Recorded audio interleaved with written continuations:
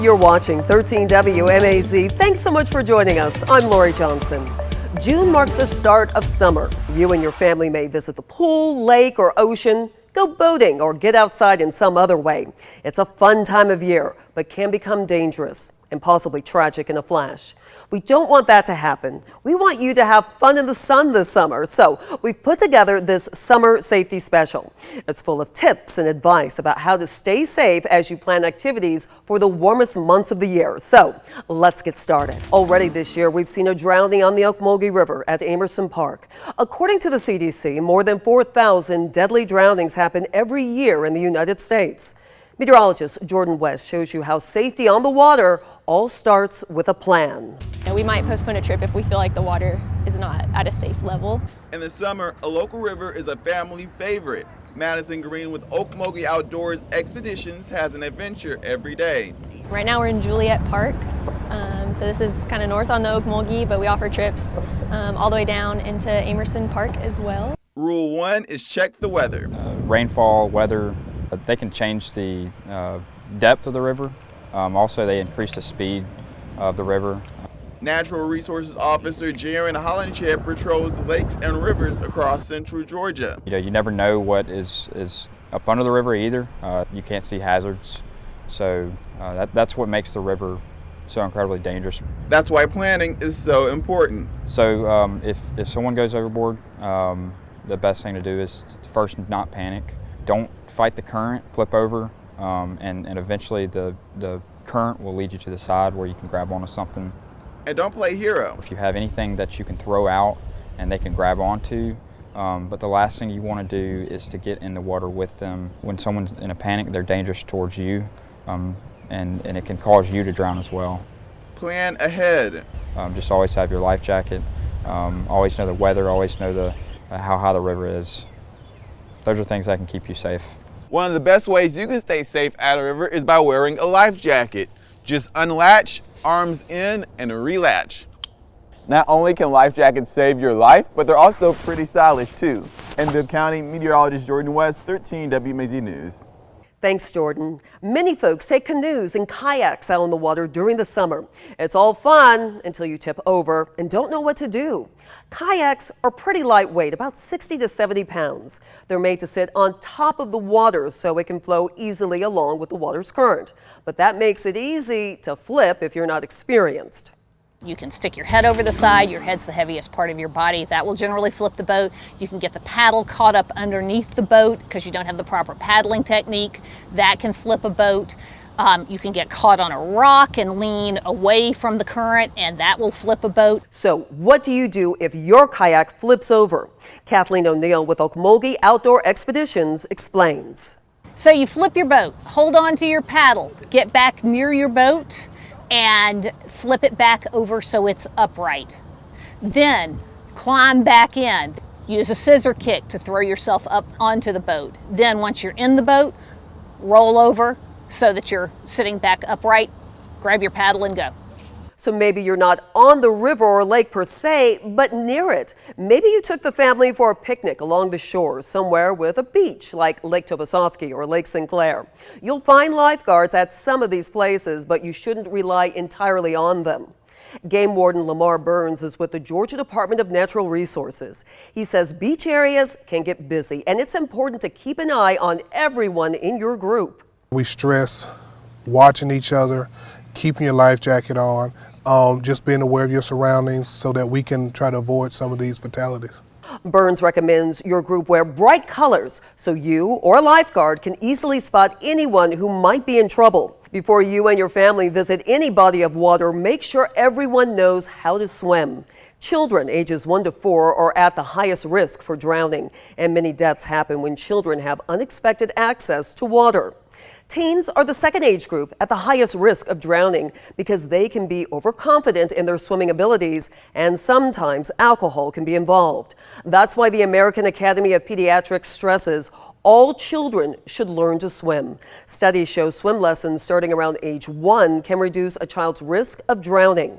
Experts say the lessons need to teach children basic water skills as well as water safety.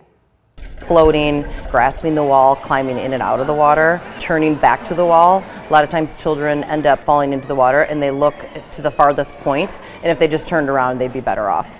Almost 70% of drownings in younger children occur in pools when it's not swim time.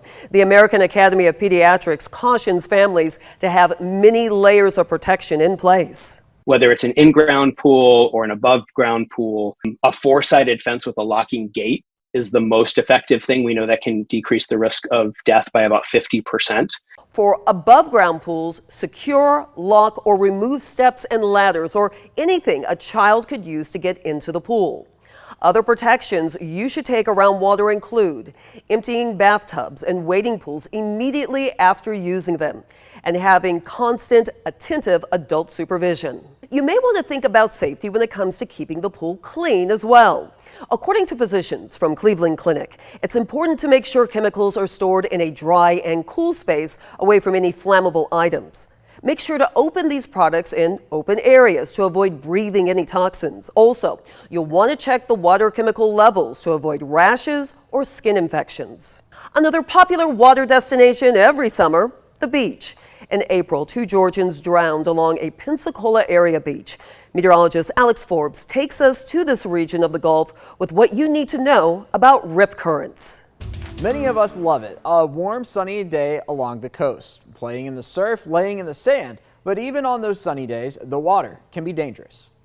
The number one weather-related killer is rip currents along the northern Gulf Coast. That's right, more than tornadoes, lightning, flooding, and even hurricanes. Jason Beeman is a meteorologist at the National Weather Service office that covers from Dauphin Island, Alabama to Destin, Florida. This area of the Gulf Coast experiences rip currents at a higher frequency because of the persistent onshore winds and shallow shelf that sits below the water's surface. If people aren't aware of their surroundings and understand what rip currents are, it has resulted in many fatalities along our area. So just what exactly is a rip current? It's a fast-moving channel of water away from the coast, one that can pull swimmers away from the shoreline. They can sometimes be seen with sand and debris kicked up in the water, but more often than not, they are not as obvious. Luckily, there are steps you can take to stay out of this situation. First, check the forecast. If you just go to weather.gov/beach, you can click on the umbrella for the area that you're visiting, and we'll take you straight to the local information of what the rip current forecast is. And if you forget, green, yellow, and red flags along guarded beaches are there to remind you. Taking into account our forecast, but they're also eyes on the water. What is happening? What are the local conditions? Now, if you do get stuck in a rip current, the number one thing is to stay calm and don't fight the current. You won't win. Relax and float to conserve energy. Don't try to swim directly to the shore. Instead, swim along the shoreline until you can escape the current, then swim along an angle away from the current toward the shore. We don't want to scare anybody away from the beach. Our beach is a wonderful place to visit anytime throughout the year. There are just certain days you don't want to get into the water because of the threats. Alex Forbes, 13WMAZ News. Beeman says the area his office covers has had more than 130 rip current deaths since 1996. He added that of those 130, many were trying to save the life of someone else. Drink before you're thirsty, because by the time you're thirsty, it's too late. As the heat cranks up, so should your water intake. It'll help you cool down and keep you from suffering from heat illnesses. We'll dive into the topic. Plus, it's important to protect your skin from the sun's harmful rays, but should you grab a mineral or chemical sunscreen? Or maybe wear special clothing? We'll verify those questions and more. Don't forget, you can find more tips in our summer safety guide. There's more than 15 chapters devoted to different topics. You can find the Summer Safety Guide on 13WMAZ.com or text SUMMER to the number on your screen. Again, text SUMMER to 478-752-1309.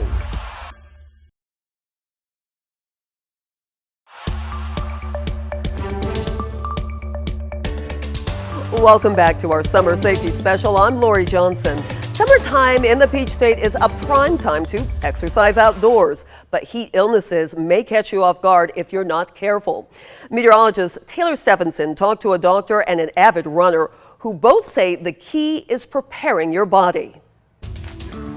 On most summer days in central Georgia, the heat and humidity will be high. that doesn't stop some people from exercising outside. FM Barron is the president of the Macon Tracks Running Club, and he's outside in the summer 3 to 4 days a week. For him, avoiding heat illnesses is all about timing.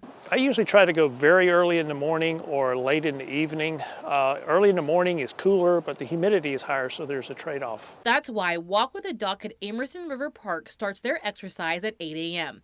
Dr. Harry Strothers is the doc, and he agrees with Barron. Plan your exercise parts of the day where it's not going to be as hot or as humid. So earlier in the morning, late in the evening. Staying hydrated is also important in preventing heat illnesses. Watch for these signs of heat exhaustion and heat stroke in yourself and in others. During heat exhaustion, you may feel faint or dizzy. You may start to sweat excessively and your skin becomes cool, pale, and clammy. Your pulse will be rapid and weak while your muscles start to cramp. Once you've graduated to heat stroke, a throbbing headache will set in. The body is so dehydrated that you will not sweat. Your skin will become red, hot, and dry as your pulse becomes abnormally strong. Then you may lose consciousness. Both heat exhaustion and heat stroke can induce nausea and vomiting. If either scenario happens, the best thing to do is stop. Stop the person from exercising even if they don't realize that they're starting to have those problems.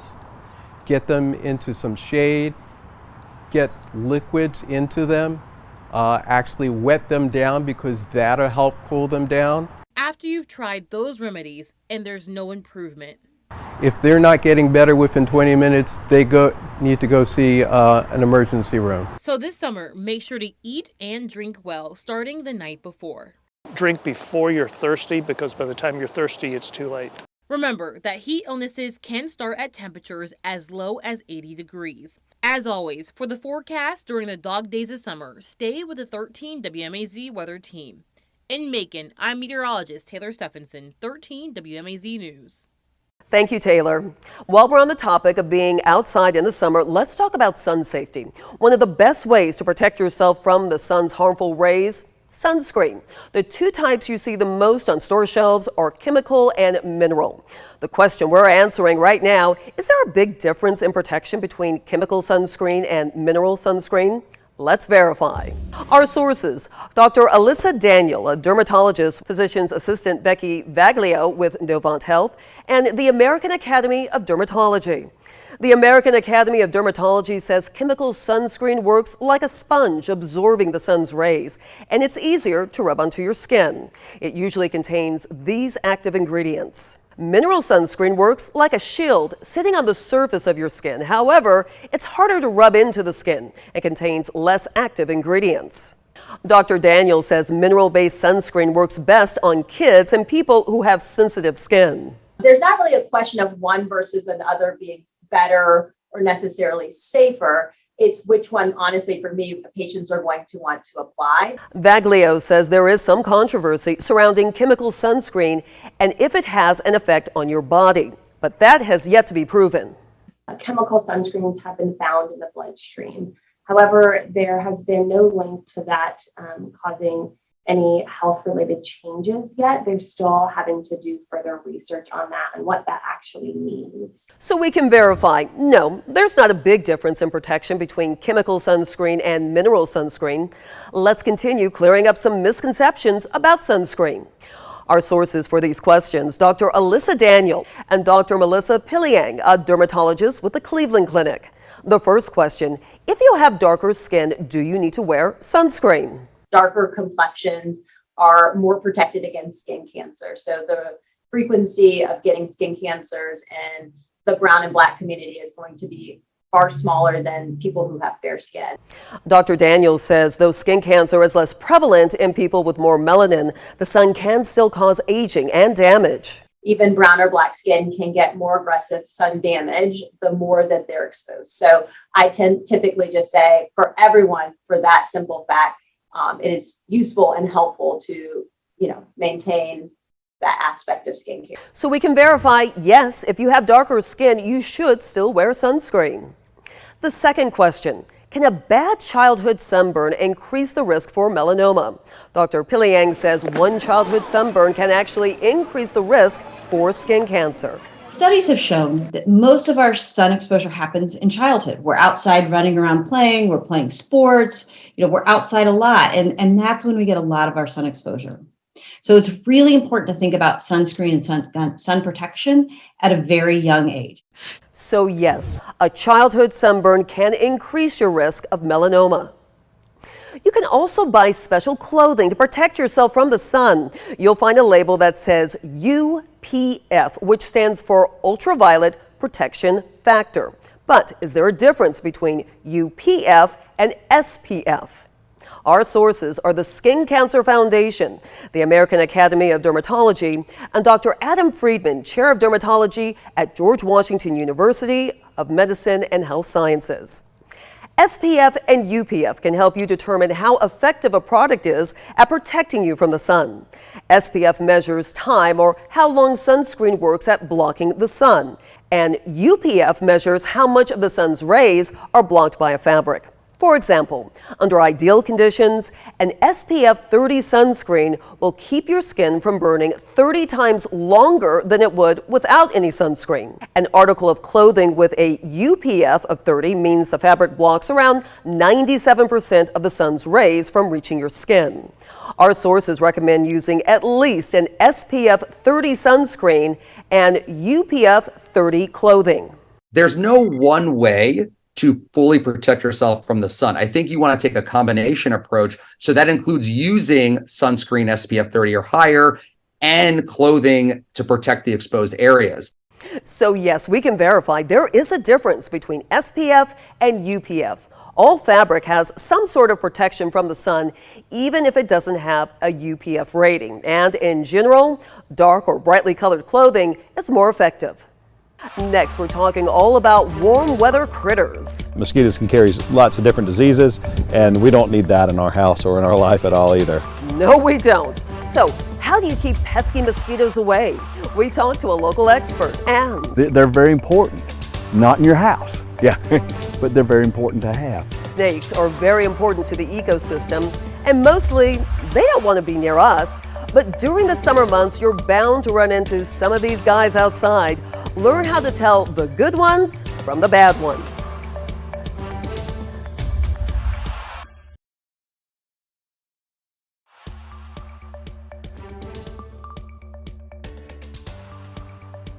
You're watching 13WMAZ's Summer Safety Special. I'm Lori Johnson.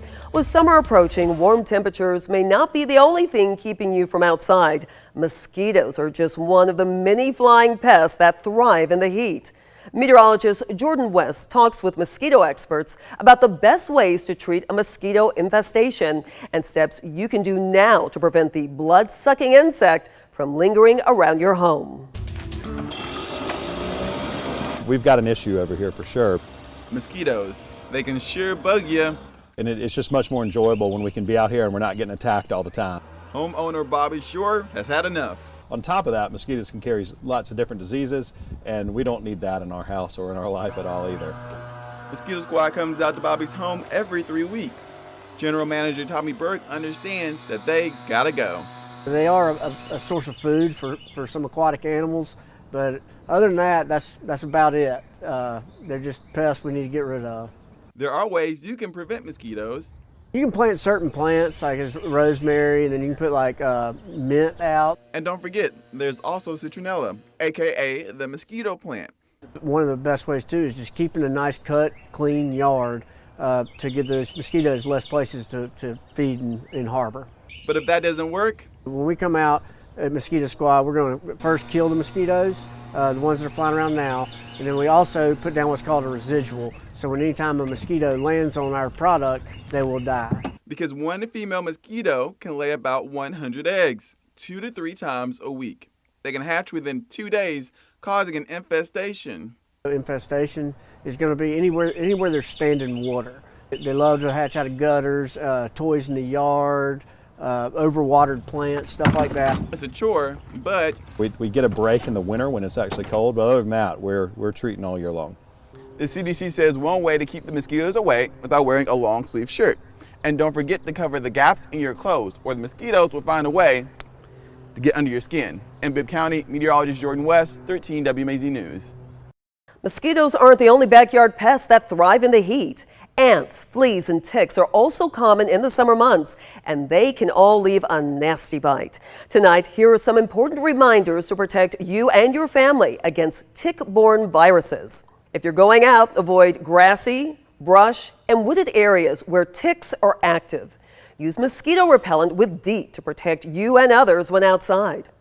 Check yourself for ticks after coming inside from a walk, a hike, or any sort of outdoor activity. And for your four-legged friends, ask your vet about tick products for dogs to protect them as well. Mosquitoes and ticks, oh my, but we're not done with creepy summer critters yet. Georgia is blessed, or maybe cursed, to be home to 47 species of snakes. Chances are, if you're outside during the summer, there's a snake or two nearby. How can we tell which ones to watch out for? 3 of our junior journalists helped Chief Meteorologist Ben Jones get some insider information. So this is a corn snake, and his name is Orville. First, we learned some snake basics from the museum's curator of wildlife sciences. They're not going to eat anything that's bigger than their girth. That includes small children. Even venomous ones, they're not going to chase you. Basically, they're antisocial, and they can't even regulate their own body temperature. So they're going to depend on the sun to warm up. So if they get too hot, they might crawl under big brush piles or big wood piles because that's going to cool them down. Raptor Program Director Pete Griffin has some simple advice. Kind of just point it out, take a picture or whatever, and walk off. Main thing is, don't pick them up.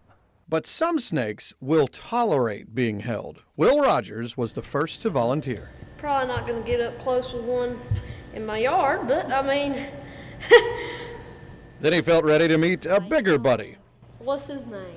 His name? They named me Piney. Piney. Yeah. Kinsley and I decided to take a turn. You've never seen him go totally nuts on somebody and tear their arm off? Not yet. Ah. Or at least nobody's come back to tell us. Tell you what, you wanna take that guy? Yeah. All right.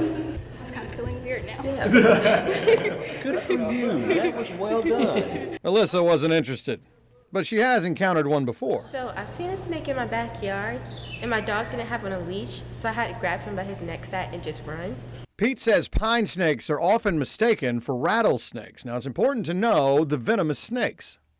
Okay, you got an eastern coral snake, okay, cottonmouth, copperhead. You got an eastern diamondback rattlesnake, a dusky pygmy rattlesnake, and then a canebrake or a Seminole rattlesnake. But ultimately, there's no such thing as a good snake or a bad snake. They're all good snakes. For more detailed information on identifying venomous snakes, look for this story on our website. You'll find extended footage of all the snake encounters. Thank you for watching. We hope the past half hour was informative and helped you plan for a safe summer. If you missed any part of our special or need a refresher, you can watch the whole thing all over again on 13WMAZ+. Download the app on Roku or your Amazon Fire TV. It's free, local, and always on. Thanks for joining us. I'm Lori Johnson.